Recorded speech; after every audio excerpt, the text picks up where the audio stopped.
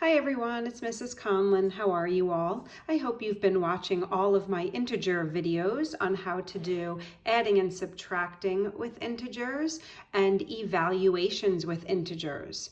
So I'm adding that next layer onto this. We are going to do algebra with integers. I hope you remember we already did algebra at the beginning of the year. So now I'm putting together algebra and integers. It's really cold and rainy the day I'm taping today. So I have on my favorite tie-dye sweatshirt because I'm freezing, and at the end of the videos my dogs are near me sleeping as always. Okay, so let's jump in. Maybe if you like math and want a math challenge, maybe you want to pause this right now and try these 6 and see how you do. If you're going to do that, you know you have to show all of your work. Okay, no cheating on a calculator, and I always want to see that inverse operation. So let's go. Okay, so in number 1, notice how I used x for all of them. I told you earlier in the year, x is my favorite variable, so I just stuck with x, okay? All right, I want my variable x alone. I'm going to isolate my variable. Isolated, I'm going to get it alone. I'm going to keep this equal like a balance beam. In order to get x isolated, I have to get rid of this plus 57. So I am going to subtract 57 from the left side of the equal sign, but to keep it equal, I have to subtract 57 from the right side. So remember, we did this so far earlier in the year, and I am proving how I get my variable alone. So that part was kind of review. Here's the new part. The new part is that now over here, I have 19 minus 57. So good thing we've already studied integers, and I know that I could make this into an addition problem, take my larger absolute value, subtract my smaller absolute value, and my larger absolute value was negative, so my answer is negative. Do you remember when we did this lesson, we talked about money? I have $19 and I'm going to spend 57 by borrowing it, right?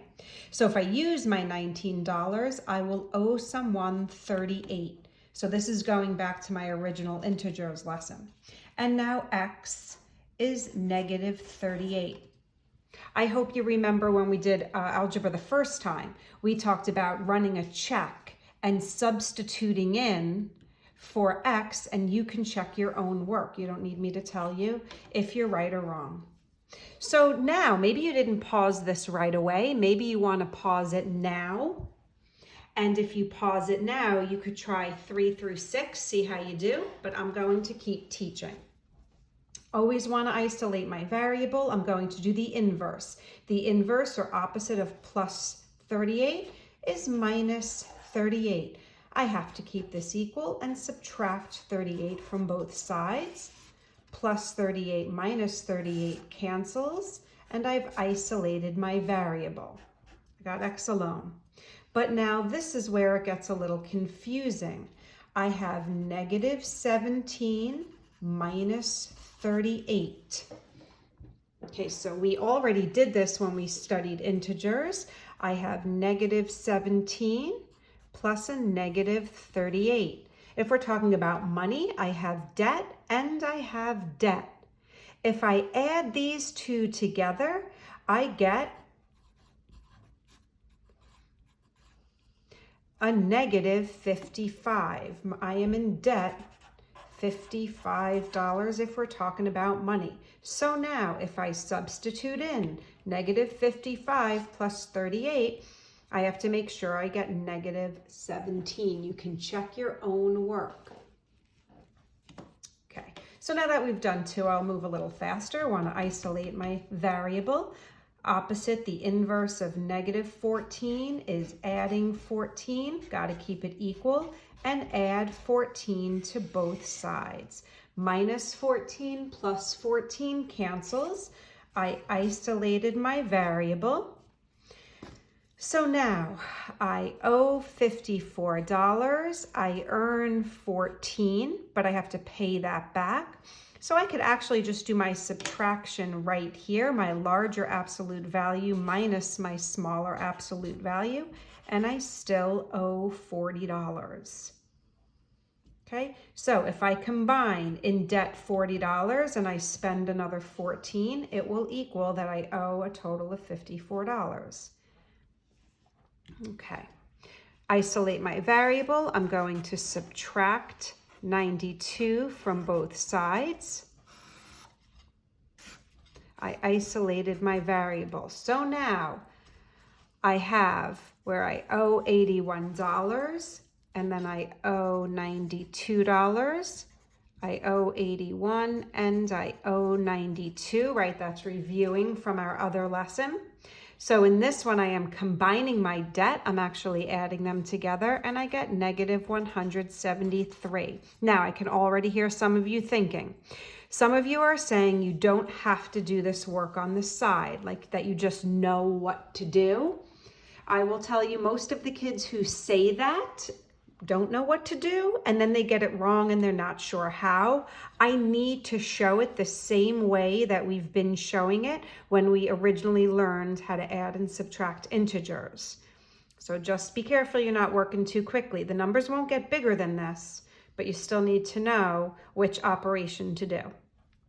Looking for x alone, I'm isolating my variable. I do the inverse. The inverse or opposite of adding 64 is subtracting 64. Plus 64 minus 64 cancels. Okay, so this means I have $19. I spend 64. How do I do that? I borrow money. I have $19 and I spend 64. I am going to take my larger absolute value minus my smaller absolute value. Now, there's no way I can't do this in my head.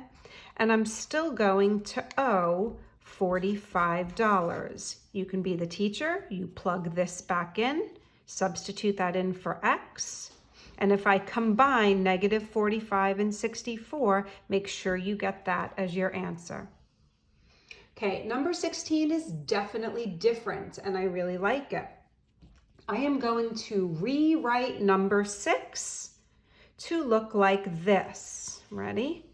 X plus 16 equals negative 21. Okay, so we did that in the last lesson. And I'm going to rewrite it like this. And now I'm going to get the inverse of that plus 16, which is minus 16. Plus 16 minus 16 cancels. And in this case, I'm combining my debt. I owe 21. I subtract 16. I owe 21. And I spend another 16. You could put that in parentheses or not. So I am combining my debt to get negative 37. Okay, so there are 6 algebra and integers problems. If you'd like to rewind this, start at the beginning and freeze it at the beginning and try it again, you can. And we will do our usual 2 dogs sleeping. There they are. Daisy's in the purple closer to me. And there's Lucas. All right, anyone want to say hi? Here she is. Hi, baby. You good girl? And here's my good boy. It's a nice rainy day. All right, be good. I miss you guys.